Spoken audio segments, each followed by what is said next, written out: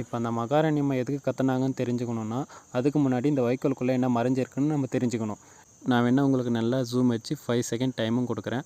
உங்களால் முடிஞ்சால் உங்கள் கண்ணுக்கு என்ன தெரியுதுன்னு கமெண்டில் சொல்லிட்டு போங்க பார்க்கலாம்.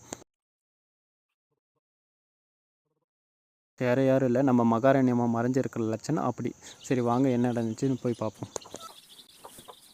இந்த வைக்கோல் சமையல்லாம் மொத்தமாக கீழே எடுத்து வச்சதுக்கப்புறம் தான் தெரிஞ்சது 2 சோகமான சம்பவம் இங்கே நடந்திருக்குன்னு.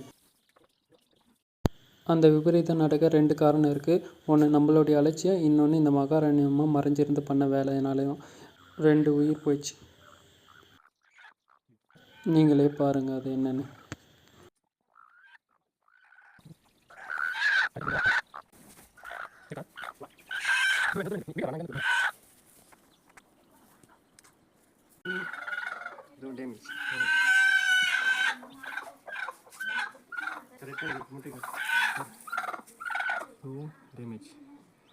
இது ஒரு டேமேஜ்.